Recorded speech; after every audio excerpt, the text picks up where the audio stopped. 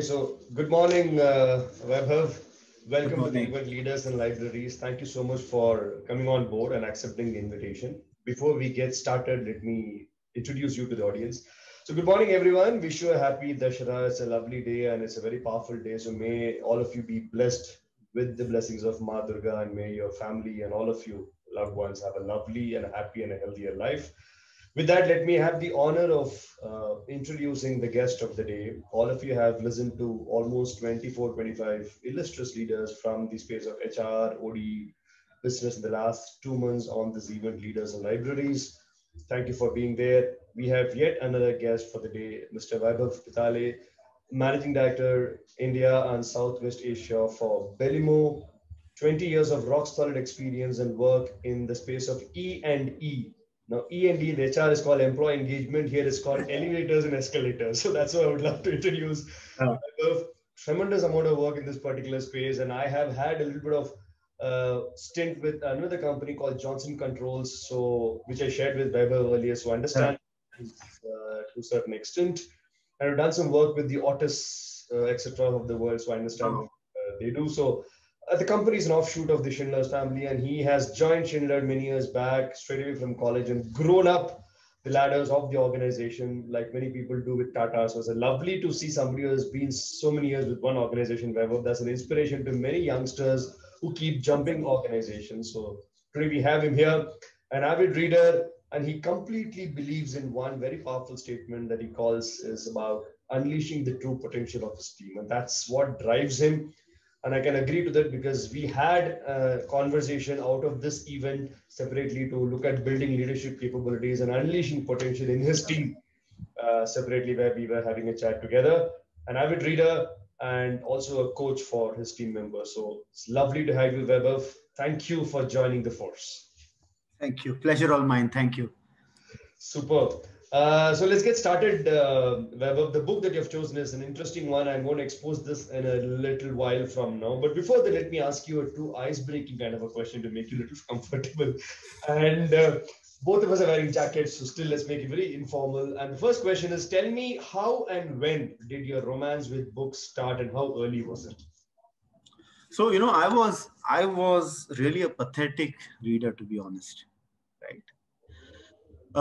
Really pathetic. Even I still remember my engineering books. I used to not been able to complete the full chapter also. So I learned from my failures, honestly, to be honest. And one thing which I eventually thought later in my career when I first picked up a book, The Habit of Winning, Hmm. how interesting it can get to evolve you as a person Beautiful. by getting some perspective Hmm. rather than believing on your own individual opinions which you create over a period of time. Okay. For me, books give me that different perspective of the things Hmm. which can make you reflect back, and then you have an option based on your knowledge and whatever educational background you have to Hmm. select an opinion, right, and make your own opinion of yourself. True. And then I think Habit of Winning was one thing which was extremely instrumental. I think it was back in 2008. It was Wow. very late in my career, honestly, and I did it because I wanted to achieve a milestone in Schindler that point of time, to get into a Schindler career development program. And before that, I had really failed in one of the interviews, which was sort of, given me an opportunity to become an executive assistant to one of the presidents of the zone. Hmm. And I failed in that interview, honestly. And then I said, what kind of mindset I need to get into this Okay. particular career development program interview? And that's when I went into two sort of support for myself. One was The Habit of Winning. Mm-hmm. The other was I Am Ahmedabad video of Harsha Bugle. So that sets your mindset in a way which is absolutely positive. And then everything was seamless, honestly. It's all about the mind and how you strengthen your mind. And books gives you that opportunity to sort of, greasing karte hain. You talk about greasing your vehicles, you talk about oiling your tools. I think books is sort of a greasing or oiling for your mind. Fantastic. Vaibhav, I want to honestly congratulate you without any exaggeration of a word, because as a managing director for India and Southwest Asia for a company, you started the conversation saying I was a pathetic reader. I mean, you need tremendous confidence and courage coming out of humility. Thank you so much for saying that, Vaibhav. It's a great lesson to start for all the budding leaders, because I'm not talking to Vaibhav who's 60, 65. You are definitely a young man and you've risen up pretty fast in your career and you've reached a position of handling an organization for a region, which is fabulous. And if somebody goes to your profile, you realize that you're a fast track growth in Schindler, right? Absolutely. Moved on to become the senior vice president, and then from there you moved on and you got picked up for Belimo. It's such a great thing. And you also told me that you come from a completely different industry, and they saw something in you and they made you the managing director. So which means you've been there, done it, and you've reached. Despite that, acknowledging and accepting that you were a pathetic leader, and then saying that you started off and that made a change, that's a huge thing to talk about, Vaibhav. Yeah. Tell me, how did this reader in you contribute towards you becoming the leader that you are today? Take us through that kind of a journey. I will tell you, if you really look at leadership, I think it's a learned art. First of all, we need to understand. Anybody on this earth can be a leader according to me, right? However, there are tools which are available, which help you to sharpen your leadership skills. Right. One of the tools that you have as a leader is your feedback. Feedback from your coaches, feedback from your peers, feedback from your subordinates, feedback from your bosses, right? A genuine feedback, and then you need to act on this feedback. So I think one of the important tools that you have in leadership is a feedback. The second important thing is you have to have that mindfulness and awareness. Awareness of what are your strengths and what are your areas of interest. Be genuine to yourself. I think the best person who can do your performance development reviews is not anybody else but you yourself. I agree. Right? If you're really through with yourself, you can rate yourself properly. You can give yourself a proper feedback based on what you hear, listen, how people reciprocate to you, and you can make your define very clearly. And hence that mindfulness is important, not that sense of arrogance. As if you see later in the line, you should be somebody who is coachable, right? Yeah. So it's all talks about your mind. True. The third important thing is your skills of observation. Observing people, observing leaders, not be in the aura of arrogance saying I'm the greatest person on this earth. I think it's very important to be humble, right? And again, this come back to being mindfulness, and and that's where. And the third important skill is knowledge. And knowledge can be watching an inspirational video. Knowledge can be reading a book. Knowledge also, but knowledge requires a lot of discipline. Yeah, you need to invest that time. And what I have seen that books have given me sort of discipline to commit, sit in one place without diverting my mind. It sometimes still takes me a lot of time to read one book, and I'll be very honest, because there's a lot of distraction which is there around you, right? But I think books gives me that, I have realized, that sense of concentration and focus. I think these are 3 to 4 things, I think, which makes a person evolve, right? And when you know about these tricks and the avenues to improve yourself, then eventually you improve yourself to become a greater leader. And this same logic can be also applied if you want to be a better player. Absolutely. Or a better human being, right? Yeah. So, and hence I say it's a learned art. And then something which is intrinsic you need to have is that ambition, right? To serve others, because it's all about shared and servant leadership at the end, right? Yeah, absolutely. You cannot talk about a leadership which is more dictatorial. You dictate the terms. It doesn't exist nowadays. It doesn't. And when you see other person improving, other person contributing, when you see other leaders also, people getting inspired, I think there's no better check that you can get when you see other people grow. And hence, I think that is what leadership all about is for me. Lovely. I think I like the word that you said of being mindful and aware, having an ambition first, and that will kind of drive you to pick up this skill. You're right. Earlier they used to say that leaders are born. Then management said that no, leaders are made. Yeah. Which really means that there's no lineage to it. ऐसा नहीं कि मैं राजा के घराने से आता हूँ तो मैं अच्छा राजा बनूंगा. Absolutely. Like, number of cases and stories and mythology and our own history that says pathetic kings come from great fathers. Yes. Great king coming from pathetic father. Absolutely. So you had an Akbar the Great, you had an Aurangzeb becoming an idiot as well. Absolutely. The same Mughal dynasty, right? So it's a classic example. Right? And you had Bahadur Shah Zafar who kept on everything and just completely succumbed himself to the British Empire. So we have got such classic example. I think it clearly says that leaders are made and not born, which means it's an acquired skill. And I thank you for putting that here very strongly, Vaibhav, because I keep telling that leadership is a skill that can be acquired. You may have a little bit of innateness in you, you just have to trigger it, which is where your ambition thing that you spoke about and willingness to do something is innate. Lovely, lovely, super. So tell me, you have read multiple books and you've been reading and you talk about books. What made you pick up this book? And I'm thankful you picked this up, Vaibhav, because among all the 25 plus leaders, and I've got 6 more of them coming in, you're the one person who's picked up this book. And I thought, finally somebody picked up this book. Why this? Although I've joined this company as managing director, Belimo, and wonderful culture, I would say, right?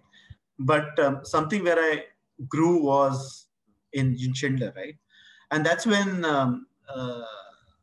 the existing president of Schindler India, Ashok Ramachandran, this is when he got introduced to this book, and he said, Vaibhav, why don't you read this book? And what this book has done to millions of Silicon Valley professionals, right? It's something which you me have in common. And also this book has something in common. Never bought this book, honestly. And I just see, I knew this book about 6 months back. And when I was actually leaving Schindler, somebody gave me this book. Look at that. So, you absolutely, you are mindful. Again, I'm going back. You're mindful. You need to work on it. This is a great book somebody has introduced to you. But what do? You don't take any action. And then when I was leaving, Meenakshi was one person who was working with me in my team, said, Vaibhav, I'm sure you like this book. And that's when she handed over this book to me. And I said, wow, this is one book which I really wanted. And that's how I got this book and I read this book. And then I'm saying, oh, wow, it was such a wise man's advice, telling him our values match. And I think this is one book which is in common. And actually that thing came back to me through Meenakshi when she handed over this book to me. And that's how I started reading this book and got hooked to it. And it was a wonderful experience, honestly. Absolutely. It's a beautiful book. It's a lovely package of such stories. Yeah. Every page you have amazing stories that you can relate to. And what I liked is it's very, very realistic, right? Very grounded. You can relate to every incident. The names may be the Johnson, Phillips, and Samantha, but you still have the Aruns and Vaibhavs and Rajis of our own country. Absolutely. Each one of them. Absolutely. And we think about these organizations, right? Big organizations. What beautiful products. What beautiful customer service. But eventually it came through doing certain basic things within the organization, with the people, to eventually give you what we see today in the Apples of the world or the Googles of the world and many companies in the Silicon Valley, right? Yeah. I mean, our Wipros and Tatas, Infos, and no less. Yeah, absolutely. And they will have similar stories. I would definitely say, because I tell you, not many companies talk about their strategies and how the strategies are. They don't. In fact, one book that I very strongly recommend everyone is this. The Tata Group by Shashank Shah is a marvelous book. I can tell you, when I read this book, Vaibhav, my goosebumps had goosebumps. And I'm telling you on this channel without any exaggeration, there were pages of what Mr. J.R.D. Tata did. Wow. I had, my eyes went moist. How could somebody be so human-centric in a world where it's all about business and cutthroat competition and fabulous? I mean, I think if somebody has not read it, should definitely read this book. It's super. It's super. The Tata Group by Shashank Shah was fabulous. Right? Super. So let's kind of little dive into this particular book. You need a full day to actually do justice to the man who's the coach himself in this book, because he talks about the Googles and Apples and he's kind of coached the guy, quick bachai nahi right? But I'm going to talk about a couple of things which I thought would be an interesting conversation for the budding leaders. I'm going to start with the first one. He talks about something called start with trip reports. Yeah. It kind of caught my attention. Wow, I like this trip reports phrase. The phrase is so catchy. Yeah. What's your take on this, Vaibhav? How do you interpret this and why do you say it's so important? So, we talk about breaking the ice, right? Yeah. It's very important that, and I did this I did this a lot. I used to directly I come from Mumbai, right? Every minute counts. Yeah. When you meet a person, you directly go on to Business. Topics which are related, right? Either you want something or you want to give something, right? And then you finish your transaction. It's very transactional based. Correct. There's no emotions, nothing. Tiny. And you don't do it genuinely. And you don't do it like, because you're thinking bad about a person or you just want to get out. This is how you have been brought up, right? And the other person understands because wo bhi Mumbai se hoga. And then I read about this trip reports, right? And we said, okay, you talk about everything else. I think the objective behind this is breaking the ice, because we invariably first we get emotionally connected, right? And that's very important, that when you talk about a certain topic, you emotionally connect with an individual. What this book actually talks about is exactly this emotional connect that you're able to bring with a person or do with a person that eventually helps you to then talk about substance, which is more receptive later on. Whether it's a very tough discussion, whether it's a business discussion, whether it's a board meeting, right? It's very important to talk about what have been, like we started a conversation about Dasera and our perspective. And exactly you said, okay, breaking the ice, that helps you to then reflect back on some of the good moments you had during the festive season. Yeah. Your mind opens up, you're more porous to receive information and to share information, right? And that's the rapport you build. And we always stop this in building up a rapport, right? Yeah. You break the ice. And this book really talks about how can you go beyond touching emotionally persons. And emotional topics can be a weekend, emotional topics can be about your family, emotional topics can be about your children. And this book exactly talks about how do you make that emotional connect before you deep dive. And then it has been also mentioned about Surinder Pichai. He was very much focused on start my board meeting, right? Start that conversation. And Bill was always focusing on all these topics, which eventually Sundara or realize that how important are these topics also to break the ice and have that environment created in a board meeting or a team meeting. Right. So, which means you would definitely say that this is a worthwhile investment of effort and time to talk about things which seems to be not very important because purpose is something else. Right. Absolutely. But today morning I did my one-to-one with my direct report, which I do. I think I spent at least 5 to 6 minutes talking about, exactly trip report. What was weekend like? What are children doing? What are the issues you face with grown up, with your children? How difficult it is? And he spoke about screen time. And I have a common issue. He has a 6-year-old child. I have a 5-year-old child. And we're thinking, okay, what are the challenges? So then we say, okay, our challenges are more or less same when we are managing a family, right? So my then entire approach to him is more on the EQ level rather than IQ level, right? Right. And that's where you help people to penetrate. And then you can have those whatever IQ topics when your EQ is, at a different level of, otherwise he will have certain thing, he or she, which is underneath, which will not come to the surface, but will only blow up at one point of time. And you should give that opportunity to vent out. Sometimes I had a very bad weekend, somebody's not well in the family. At least then I can understand how to reciprocate or how to maybe tailor my topic. And certain topics I need to park when somebody is in the right frame of mind. So I think that's very important, I would say. I think I agree with what you're saying, Vaibhav, because end of the day, we are social animals, right? Yeah. I mean, take our example. Had it been normal days, I would have actually been sitting in your office and having a conversation live when got this recorded, not sitting in this bloody box and having 2 dubbies and talking to you. I don't have a choice, but can I do this for long? No, I would want to come and shake hand with you, talk to you, have a cup of tea, because we are social animals. We are not that Martian movie kind of a guy who's one guy sitting in the one planet called Mars.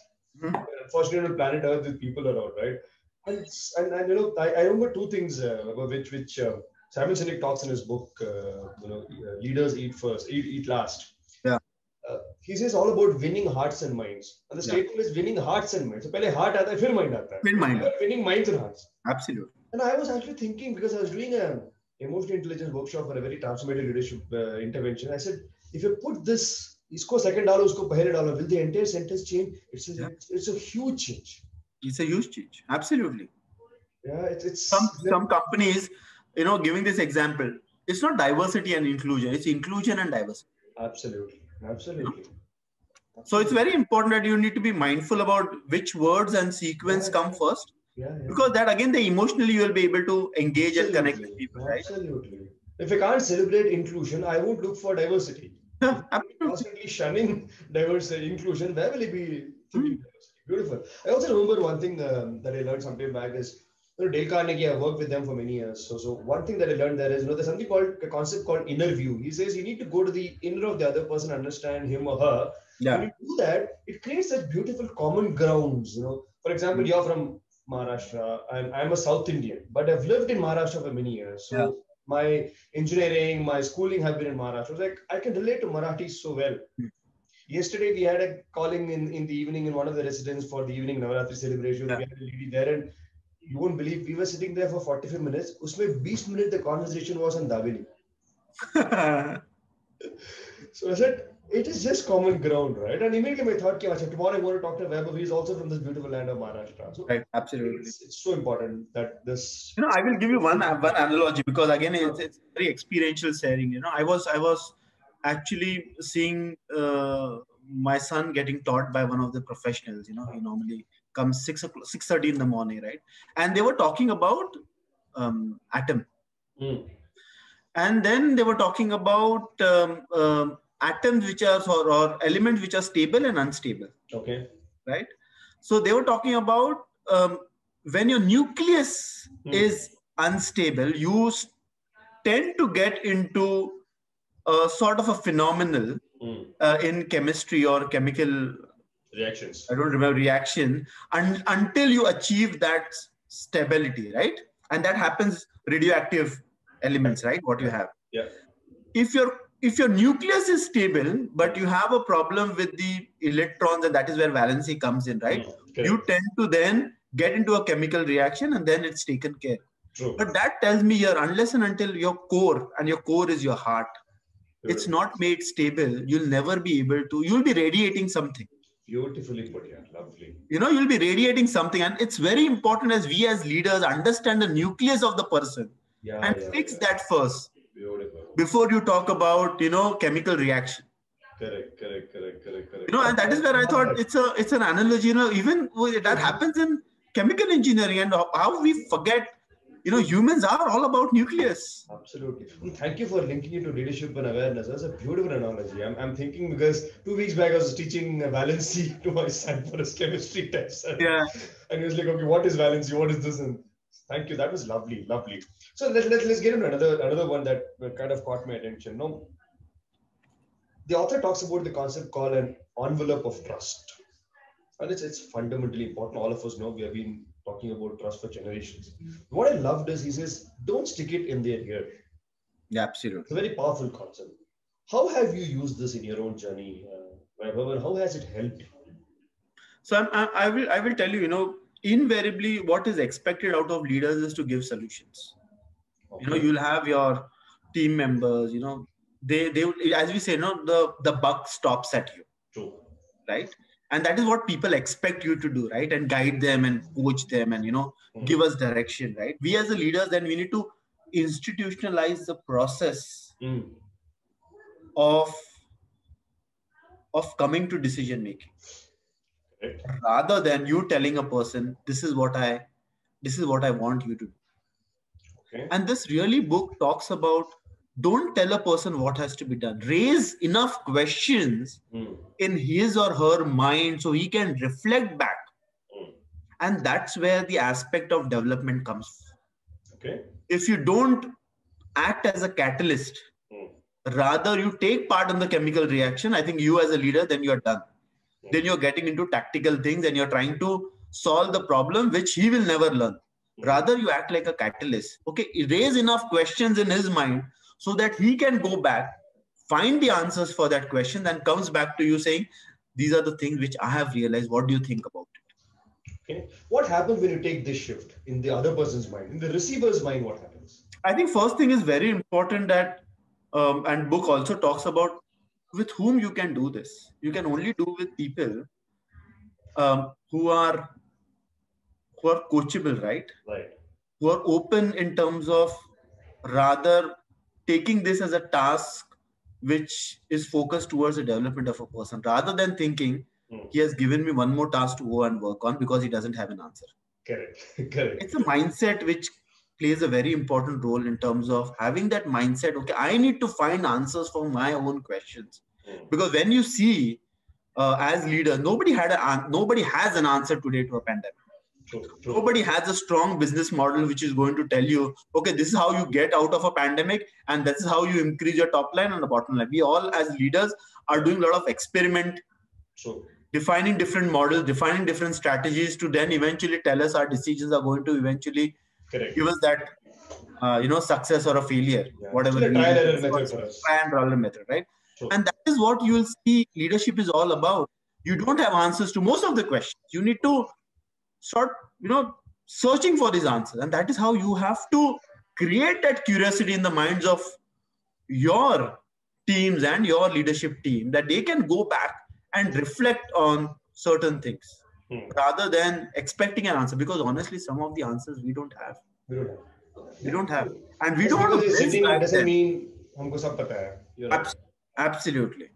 And unless and until you have perspective, you had made the person reflect back on certain data.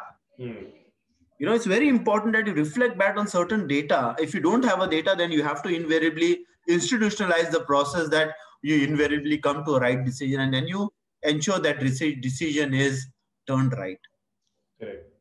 Right. And it's very important. This book also talks about this kind of a mindset in a very brief, that you don't tell people what to do. Let them evolve. Yeah.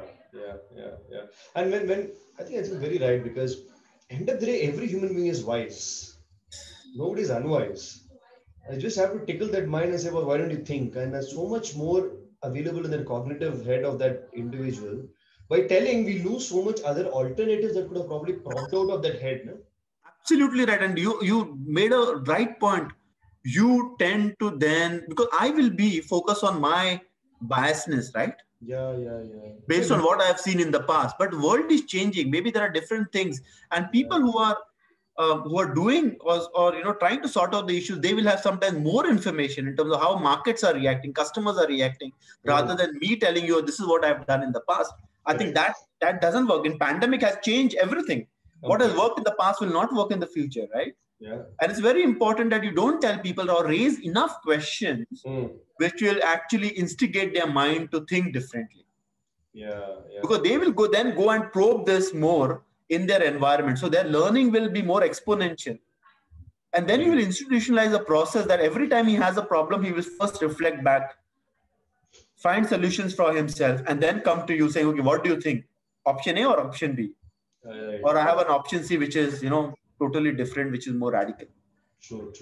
In fact, what? One of the recent guests who came is a gentleman called Anirban Bhattacharya, who runs a company called UBQT, Design Thinking School. He's the guy who brought design thinking big time into the Indian corporate.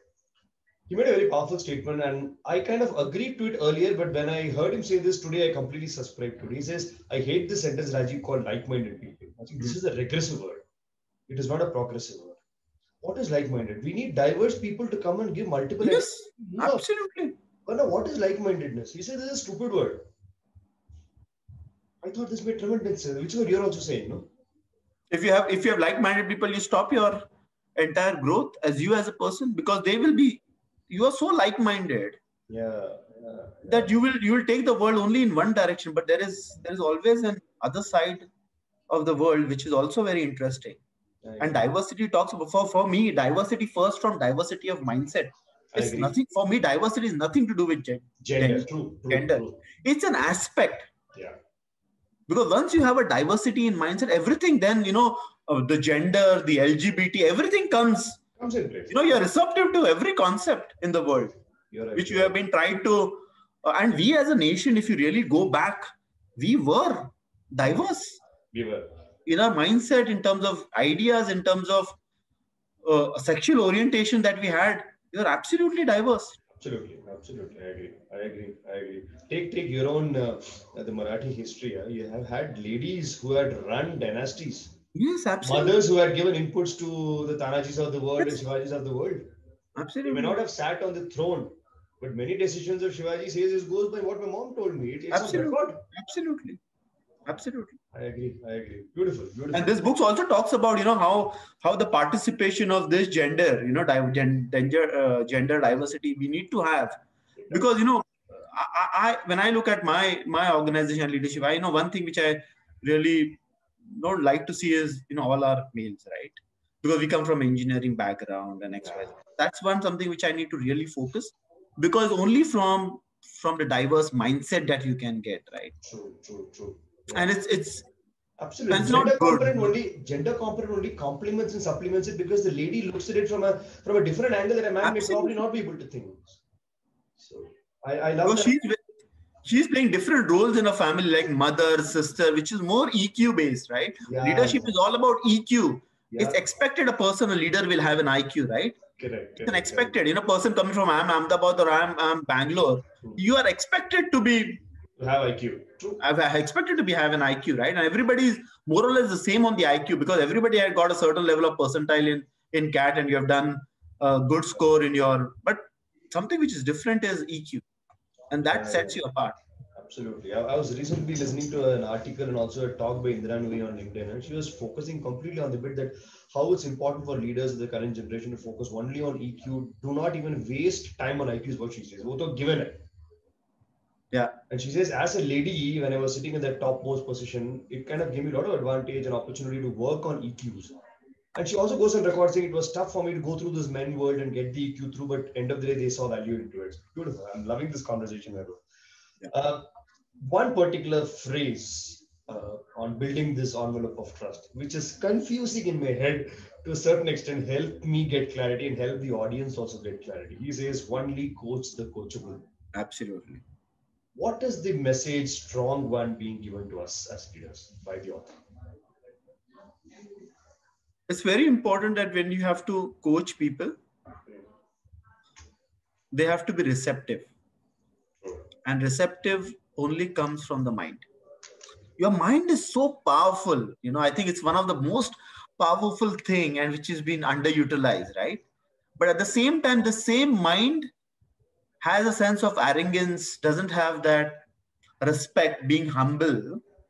Whatever you as a coach are going to try to do with a coachee, he's not going to listen with open mind. And it's very important.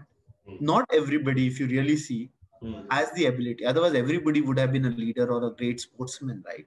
I agree. And we talk about Sachin Tendulkar and Vinod Kamli always in our discussion. Right? Yeah. Sachin was coachable. I think at one point of time, Kamli was not coachable. Yeah, and we have enough stories. Correct. And we have enough stories, and we have seen about. And same aspect. Yeah. If you have an arrogance, there is no place for person to be coached. We need to understand this. If you don't have a basic foundation hota hai, and the foundation is of credibility, and credibility talks about being fair, being rational, being responsive, being respectful. If you don't have that, and that's in Belimo, we talk about credibility culture. If you don't have that, you'll never be able to build foundations, right? You're able to build monuments on top of that. And this is what even Bill talks about. You can only coach the coachable. Right. If you're going to talk, have a discussion, and somebody you asked him to reflect, and if he's not going to reflect on certain points which you have mentioned as a coach, do you think he's receptive to coaching? I don't think so. No, it's just a waste of money and waste of time. Yeah. By the organization, by the coach, and the coaching himself or herself as well. Absolutely. All three of them are doing nothing and wasting time. Absolutely. Right. I need to always go with the mindset that there is an area of improvement, which is a continuous improvement mindset, right? You're the best of the world, Steve Jobs of the world, but he still used to talk with Bill and share openly what were his concerns and where he was vulnerable, right?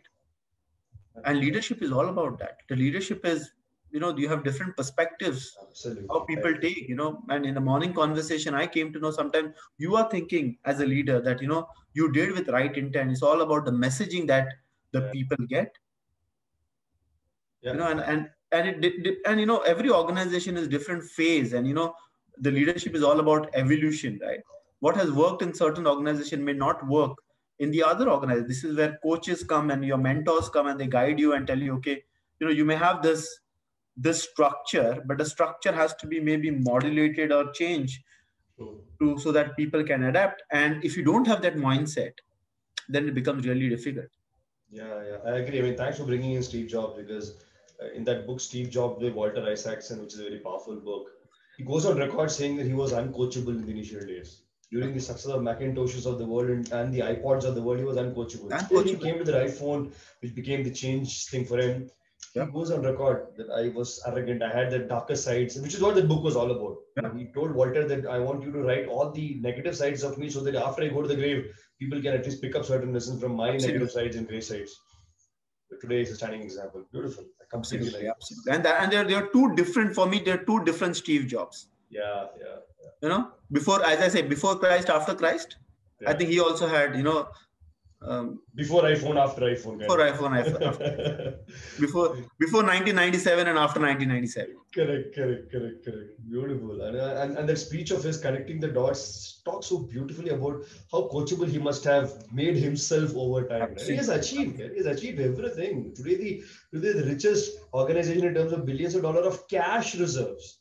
Absolutely. Intel was known as the maximum cash reserve company. Today, Steve Jobs, it's high. And in just matter of 20, 25 years, right? That is what they have done. Absolutely. And just imagine the mindset with Steve Jobs came into a company for which he started was a co-founder, being sacked, right? Coming back. And then you talk about envelope of trust. And this is what Bill stood for him during the board. I told the board that I know he's a different character. And he also talks about how to manage talents in this book, of people who are extraordinary people. True. But if they have a basic foundation, you can always work. And this is how we said. And then the envelope of trust Steve had on Bill when he was called back, and he said, okay, the first person I want to get is Bill. Absolutely. And that is what, coming back to your question of an envelope of trust, right? You stand for your people whom you really care at the time when they're going through a difficult time. Absolutely. And that's where your trust, selflessness comes into play. And he did not do it because he knew that Steve Jobs is going to come back and he's going to be the CEO and I'm going to get something around.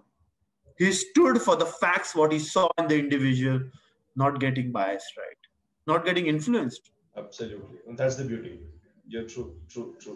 Lovely. So let's go to the next one that Bill very nicely talks about. He says, and I'm going to ask this, how did you do this? Give me one instance for the budding leaders. He says, work the team, then the problem. Absolutely. I think it's very, very important. Give us one success story from your side. I would say it was in my when I was running operations for the buy, right? And I've never done operation. Doing operation in a foreign country is special because the cultures are different. You work with 26 different nationalities. That adds up to a different complex altogether, right? And it was very important. And when you take up a operation which is struggling that point of time, making losses. Even my operation was making losses. I think it was very important that you don't deep dive into problems because you may not have those expertise. You need to understand. You are not Superman. They are just in the cartoon books, right? Or the James Bond of the world. They are into movies. When you talk about reality, it's all about people and getting the things done through people. Correct. And it's very important to identify right people for the right job. Right. I always knew at a project that point of time, I will not name the project, but I was really going through difficult times that, a huge stake. I said, I will never be able to do it. Although I have large installation experience, but I think in this environment, I'll never be able to do it. Okay. And I said, I need to have the right person who sort of left us. And then I said, I want to get him back. If I have to get him back, then only I'll be able to manage the entire stakeholders which were involved in the project. And I said, it's very important that you select your team who will do this rather than thinking that you will be able to work the problem out.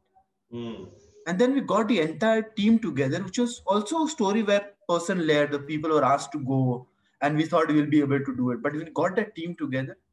the team who knew exactly how to solve the problem, how to manage customers, how to get your variation orders and eventually bring a project to a conclusion.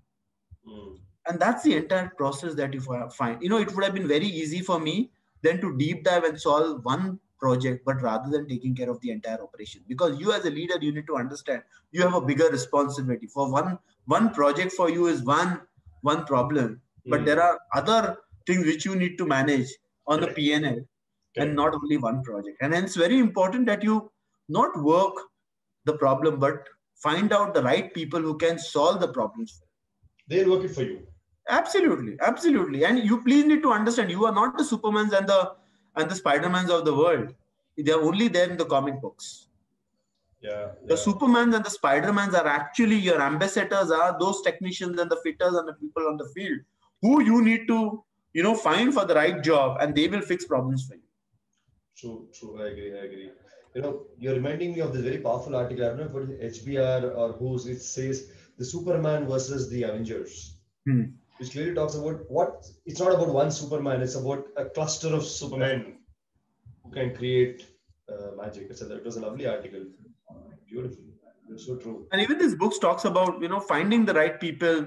Don't bother yourself with problems, right? Don't find the bigger problem in the room. You know, this is also one thing which the book talks about, and fix it there. And invariably you will see, you'll come about competency of people, not person being the right role. Sure. We have not done in terms of right hand holding or whatever it is, induction for him to be ready or him to be or she to be ready, or not have right success profiles by identifying talents. You know, invariably the problems come to them. You know, whatever we see at a superficial level have been created by not having these right structures in place in your organization to eventually solve the problems. You know, one story about solving a Apple and a Google, right? Which the book talks about. And Bill said, you know, put the right person in front of Apples of the world, you know, then he will take care of the problem rather than the problem doesn't remain a problem. Yeah, you're right. And sometimes, you know, how many times do we do, you know, I'm the leader, I'm going to go and solve the problem, or this negotiation I will handle. But rather there will be somebody else, you know, who can do a better negotiation and better deal for you. I agree. I remember the Steve's very powerful statement. He says, we recruit smart people to tell us what to do, not to tell them what to do.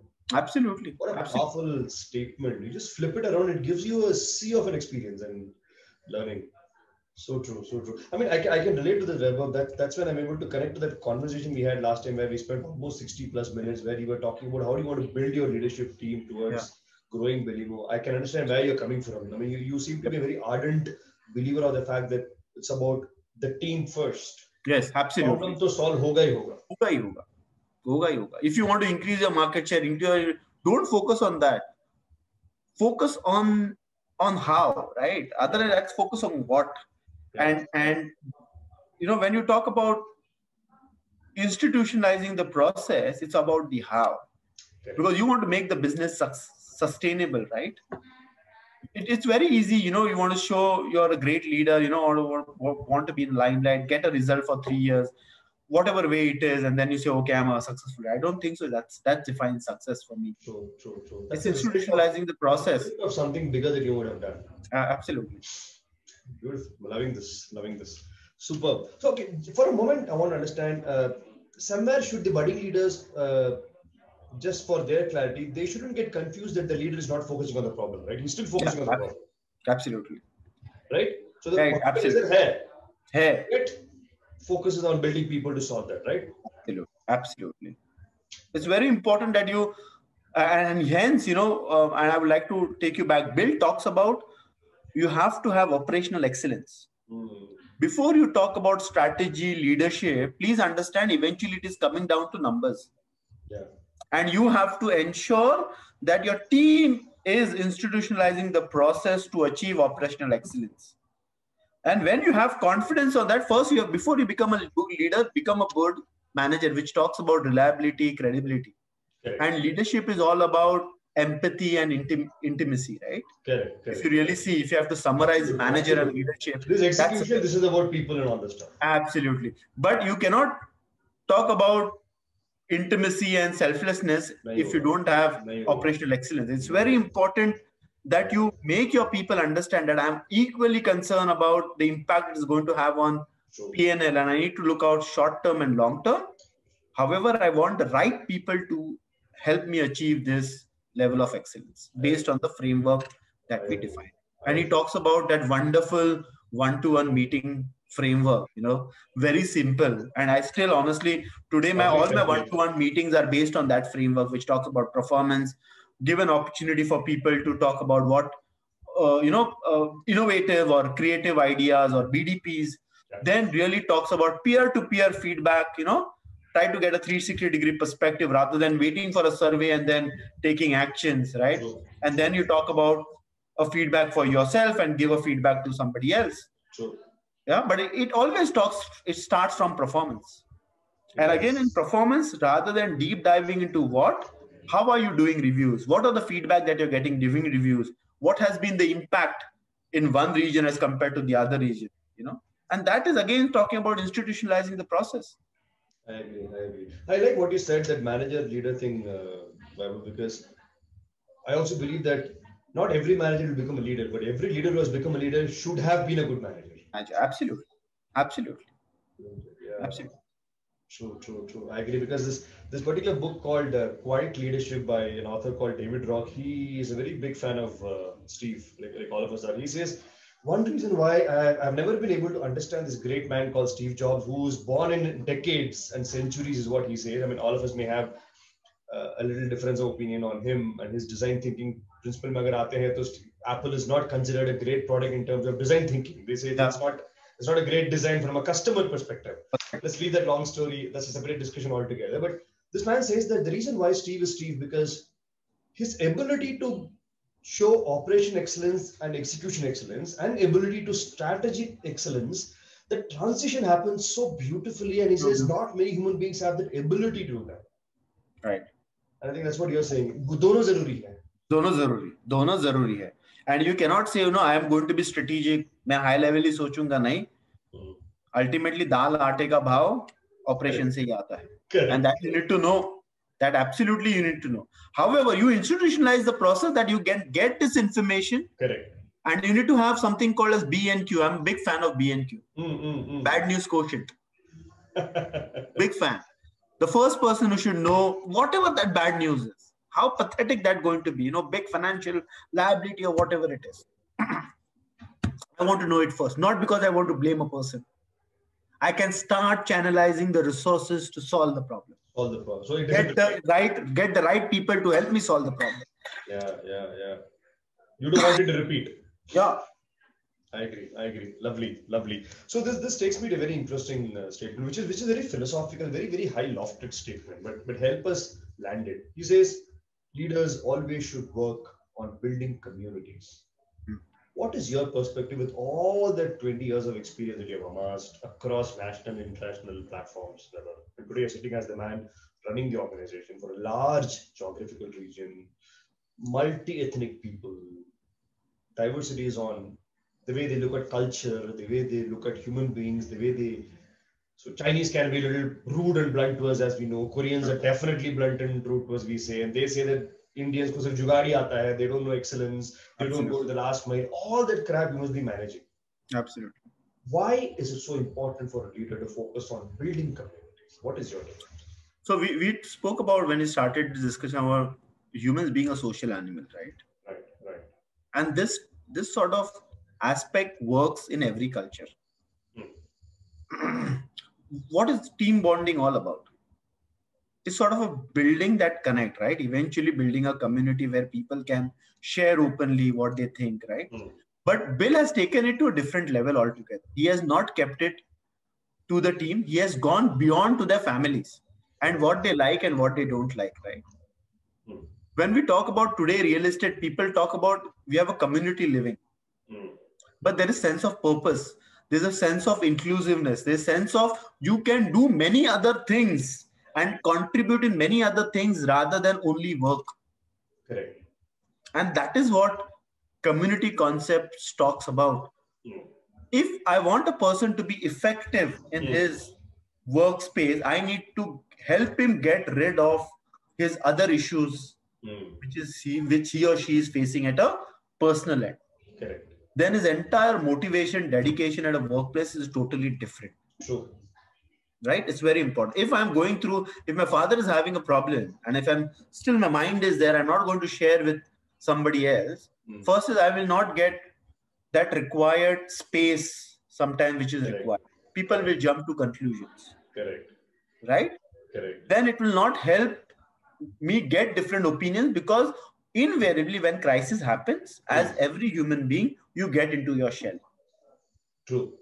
Which will not help you to be yourself. And Bill talks about at workspace, it is very important to be yourself, what you are. Show your being vulnerable, right? I am vulnerable for certain things. True. And which all talks about, you can only do that when you have a sense of community, which I go beyond. And hence this talks about, when you talk about this breaking the ice, when you talk about this trip report, that is where you try to go one level up. Yeah. Where you can talk about, inviting the families, if you have a leadership team, inviting the families, knowing, what's their family background all about, helping them, coaching them, coaching their children, giving a helping hand, will eventually get the bonding, the trust level, which you talks about, the 5 elements of dysfunctional team. The bottom is trust. Correct. Yeah. And that is where you go beyond. And, some people say, I have to be very reserved as a leader, but I think it doesn't help, right? People sometimes you may not mean to, but people may misunderstand you. I agree. And as a leader, you also have to show your, what are your concerns, because the top is empty. You are alone. And I realize that you are alone. Vaibhav, you know what? You're making me think. I like the way you brought in Lencioni there from 5 Dysfunctions. Yeah. And you brought in the concept of the absence of trust as one of the dysfunction that he talks about, and Absolutely. our man talks about envelope of trust. I think without this, community building nahi ho sakta, na? Yeah. Nahi ho sakta. So nice. And it's always in all sense, you feel so included when you go into a community concept. Just imagine you are in a community and you are not so welcome. You will not enjoy, and that is what most of the people feel in workplace. Yeah. And then we say, he's not motivated. But what leaders have done to make them feel inclusive, correct, and have a sense of community that has been built. Absolutely. And really what Bill talks about these are the attitude and traits you need to have. The IQs are very easy to get. You can get a big, good IQ person, but it's very difficult to get a person with right EQs. I agree. Right EQs will be able to build up this envelope of trust, which will go beyond Call of Duty. And that is what he did for Steve Jobs during last time. He was one person who was visiting him every day, wherever he was, at least ensuring that he has a call. Correct. With him, right? Yeah, I mean, I agree so much with this, Vaibhav, because I was one of those luckiest people to work with an organization called TVS Motor Company in India, and I was leading their learning and development for domestic and international business. One organization that made me a human being that I am today. Started by TVS, stands for TV Sundaram Iyengar, who was the founder of the organization. It is a 120 years old company today, the 4th generation. Sudarshan Venu has taken up from his father, Venu Srinivasan, who was the managing director. I joined this organization, and the kind of learnings I had was marvelous. Starting from, it's a uniform culture. Equality starts off. अपने ask में vice president बैठा है कि mechanic बैठा है पता ही नहीं चलता, because everyone is wearing the same bloody uniform. Yeah. Right. This was one great learning. And when you speak about community practices, I'll give you an example here, Vaibhav. In the plant, you have this, not a cafeteria, you have the lunch space. Jहाँ kitchen भी है, you have a dining space in a manufacturing setup. We went and have food there. बाहर में एक डब्बा रहता है, where there's some namkeen रहेगा. It'll be a snack packet or a bread packet or something would be there every day. You finish your lunch, you pick up one packet and go back. You can eat it in the evening when you're working, you're a little hungry, munch around, you can carry it home. Yeah. I didn't know this. So when I joined, I would carry a snack packet every day. My wife would say, "Itna roz aap lag kahan rakhoge? Kitchen mein jagah nahi rakhne ke liye. Har din I can't get a mixture packet or something." Then I went back and I was, "Ye kyun diya jata hai?" And the story was beautiful, Vaibhav. I mean, you could probably narrate it to your team also. Mr. Sundaram Iyengar, when he started the organization, he said, I'm getting mechanics and people to work in a plant. It's a laborious work. जब तक उनका पेट भरा रहेगा, उनका दिल भरा रहेगा to contribute to the organization. So I need to feed them full. He said, let's not get food from outside. We will have a kitchen in-house. So kitchen was established. Started off. Then he said, all these mechanics, they go home in the evening after working at the plant and they go back. The child, the son or daughter, expect कि पापा कुछ लेके आएंगे घर. All of us chocolate लाए, कुछ biscuit लाए, हमको अच्छा लगता है ना. Right. He said, why should the man go back home alone without anything in hand, empty-handed? Let him carry something. So he said, please install some namkeen, chuda, something at the gate. When the fellow goes out of the shift, he'll pick up the packet and go. Wow. That was started. Only for the blue collar. Then his son took over, Mr. Srinivasan, whose son is Venu Srinivasan, said, why should this be only to blue collar? Why can't it be to the entire executive manager leadership team? Because end of the day, whether you're a MD or whether you're a VP or anybody, you are a father. Yeah. Your son and daughter would still expect you to bring something home.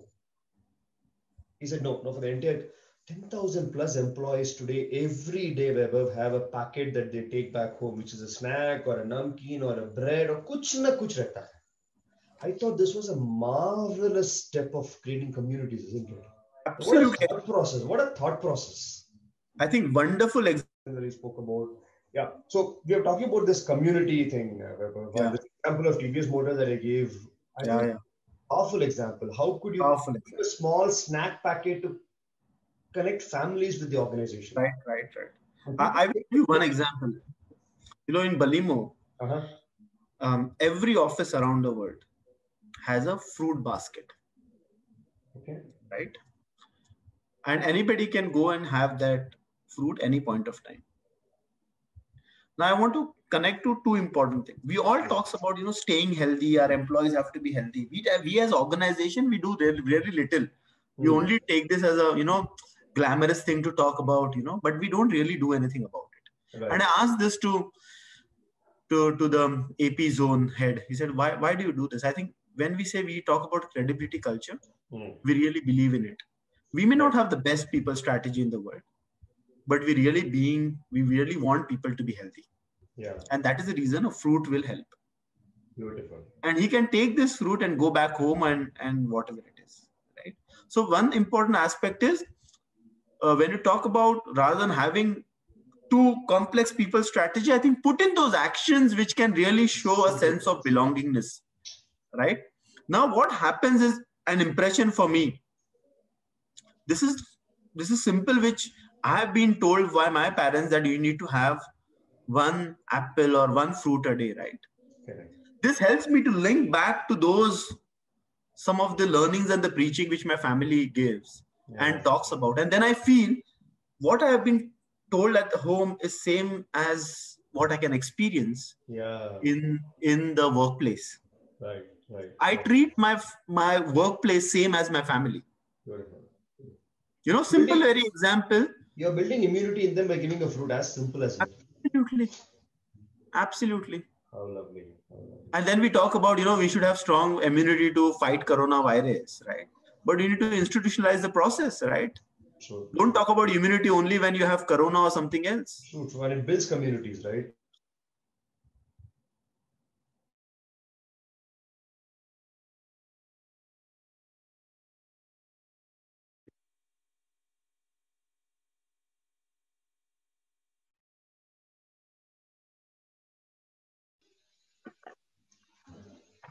Yeah.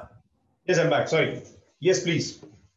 Yeah. So, it's a wonderful example also for me in terms of building community and building a sense of what you experience at your home, bringing it to the office. I agree. Which is what he's talking about, right? Building communities is so powerful. And just imagine a leader does that, and let's say tomorrow you leave many years later and you do a lot of things in building a community. People would remember you because this man came and created a community for us. Nobody's going to remember me for year-on-year growth of 20% and 30%. Right? It's very short term. Correct. It reflects in the share price, and that's it. That's all. So beautifully said. Yeah, so beautiful.